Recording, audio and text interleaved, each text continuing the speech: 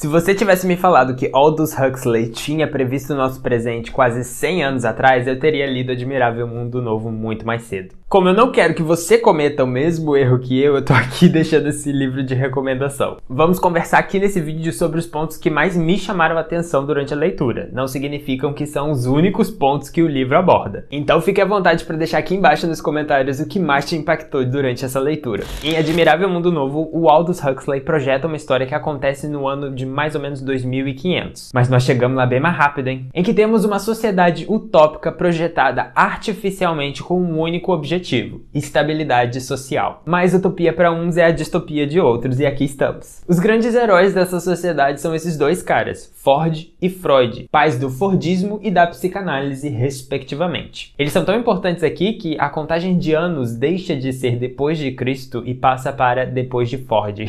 E a criação de novos seres humanos nesse mundo tá ligada a esses dois caras. Sim, criação. Os novos seres humanos dessa sociedade não são mais gerados de forma natural, e sim criados em laboratório, em escala fordista, quando necessário. Relaxa que isso aqui é só baunilha. Não tem o ser vivo aqui dentro, não. E cada indivíduo é programado para pertencer a uma determinada casta. Ele vai desempenhar aqueles papéis designados a ele. Não tem como ele escapar. E esses indivíduos vão ser condicionados por métodos de psicanálise para terem inclinação às determinadas atividades de cada casta. Existem 5 castas: alfa, beta, gama, delta e y, sendo alfa a casta de mais elite, y a casta mais baixa. E nesse processo de fecundação que as castas são separadas. Os alfas são pessoas altas, bonitas, esbeltas, para pertencer a uma elite, e os Y sofrem processos químicos para terem um retardo mental, uma baixa desenvoltura do corpo, para fazerem trabalhos braçais, trabalhos mais perigosos e tudo mais. Ao nascerem, esses seres humanos ainda ficam no laboratório até após a adolescência. Eles são condicionados a não terem qualquer sentimento humano, tanto de paixão, amor, ódio, relações afetivas, qualquer sentimento não pode existir. O slogan que a sociedade é baseada diz assim: comunidade, identidade e estabilidade. Então todas as castas são condicionadas a saberem que todo mundo é importante. Tanto os alfas quanto os Y, eles sabem que eles são importantes para o funcionamento da sociedade. Eles são peças importantes desse maquinário. O método pavloviano é referenciado o tempo todo aqui no livro, fazendo indicação aos métodos de condicionamento criado pelo cientista Ivan Petrovich Pavlov, que permite alterações nos estímulos humanos com base na ideia de recompensa e punição após determinadas ações. É o famoso behaviorismo que é usado hoje em dia, inclusive nas redes sociais, para controlar as nossas respostas para nos tornarmos mais suscetíveis à compra o tempo todo. Previsão número 1, check. Por causa desse método de reprodução, há uma completa dissociação das relações interpessoais nessa sociedade. Famílias não existem aqui, é cada um por si. Inclusive, algumas palavras são proibidas. Eu tô falando de pai e mãe. Ups, check de novo.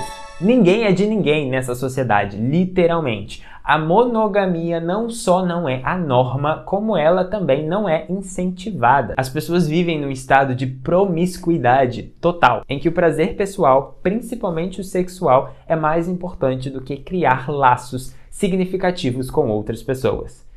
Check.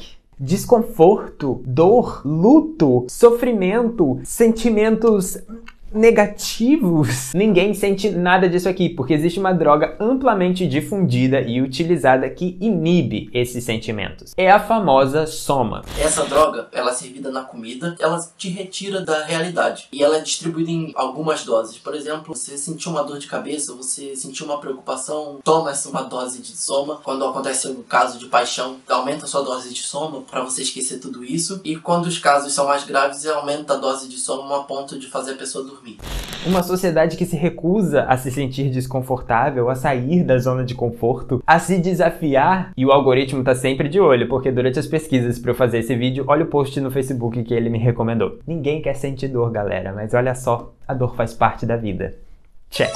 chega até a ser um insulto com os nossos antepassados, porque desconforto e sentimentos negativos de forma geral são importantes estímulos instintivos do nosso corpo para mostrar que alguma coisa precisa mudar, que você tem que fugir, que você tem que lutar pela sua sobrevivência. Nós só sobrevivemos como indivíduos e como espécies porque nós dependemos desses sentimentos negativos e do desconforto. Mas ai dos floquinhos de neve, né? E essa recusa ao se permitir sentir algo um pouco mais complexo do que as pessoas estão acostumadas chega também nas artes. A literatura, a música, o cinema, tudo vira uma ameba diante dos olhos das pessoas porque ninguém consegue mais ser complexo. As pessoas só querem o raso. Qualquer obra que tira minimamente o indivíduo da zona de conforto em qualquer sentido é descartada e nem precisa de proibição. A sociedade já está tão extasiada com o fácil e o palatável que os indivíduos mesmo nem procuram algo que é mais avançado, que é mais complexo, que é mais difícil, mas que no fim de tudo vai trazer um estímulo emocional e intelectual muito maior. Ai, o Book Talk, check rapidinho. Mas existe aqui um canto obscuro do planeta em que as pessoas vivem como selvagens. Nós somos os selvagens, tá?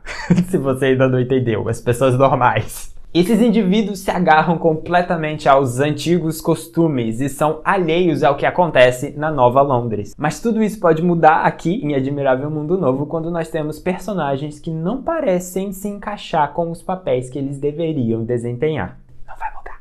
Parte da genialidade de Admirável Mundo Novo tá no fato que o Aldous Huxley ele se escorou em inúmeras referências ao Shakespeare para criar essa história. E referências diretas e indiretas, inclusive várias citações aqui ao longo do livro. E o motivo é bem simples. Shakespeare é dramaturgo e dramaturgia é sinônimo de emoção. Tudo que falta aqui. Ninguém conhece Shakespeare aqui porque é arcaico, é selvageria, é do passado. E mesmo que conhecesse, ninguém entenderia o que Shakespeare quer falar. Isso é triste, não é? Agora, Aldous Huxley escreveu aqui nesse livro, nos anos 30, sobre a criação de novos seres humanos no laboratório, algo que só foi acontecer nos anos 70. Foi somente em 1978 que nasceu o primeiro bebê por fertilização in vitro, que é uma técnica completamente diferente do que aqui o livro descreve, mas ainda assim, genial, né?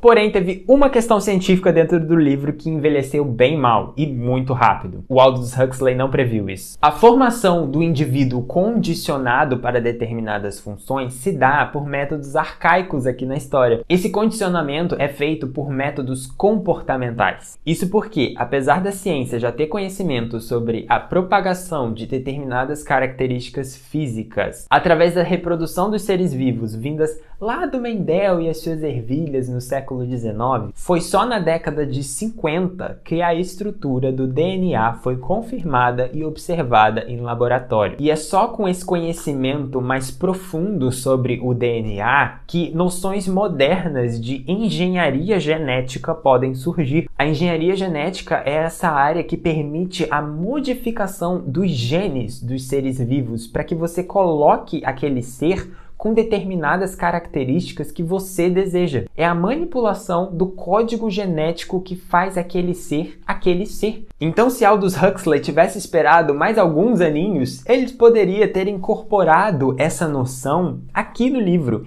E os novos indivíduos dessa sociedade não seriam mais condicionados a determinadas funções por métodos comportamentais, e sim porque esse condicionamento está entranhado no DNA. Inclusive, adaptações mais modernas de Admirável Mundo Novo levam isso em consideração. Mas o contexto da escrita e do lançamento desse livro aqui foram importantes, não estou descartando isso. A ascensão do nazismo na Alemanha, com a ideia de que determinados grupos de pessoas eram superiores a outros, criando um estado totalitário sem liberdade individual, sem liberdade de expressão e com zero valorização à vida, estava aterrorizando todo mundo, inclusive o Aldous Huxley. O livro foi escrito em 1932, num período pré-guerra, e o prefácio foi escrito num momento pós-guerra. Ele se justifica aqui falando que não queria alterar a obra depois da guerra, pelo desenvolvimento tecnológico-científico que a humanidade conseguiu na guerra. Como o livro é futurístico, ele poderia ter acrescentado essas novas descobertas, então ele preferiu não tocar no livro, porque senão seria uma alteração de obra e e seria um novo livro. Você vai ler uma obra onde existe uma limitação tecnológica e científica, mas não é esse o foco do livro, e sim o que os seres humanos podem fazer com o desenvolvimento tecnológico científico. Até que parte chega o lado humano das pessoas? Porque eu, na minha faculdade, já vejo pessoas que só valorizam o lado científico e acabam esquecendo o lado humano. Você vai de uma ciência radical passando pelos valores humanitários. Esse livro descreve bastante o momento que você vai dormir e pensa o que pode fazer o mundo acabar. Admirável Mundo Novo é um livro pessimista. Ele vai te colocar para baixo em vários momentos, inclusive no seu desfecho. Mas negar a sua leitura a esse livro aqui só prova o ponto do autor. Você quer ser humano e colocar o seu cérebro para funcionar, ou prefere ser um corpo sem sentimento algum? A decisão é sua.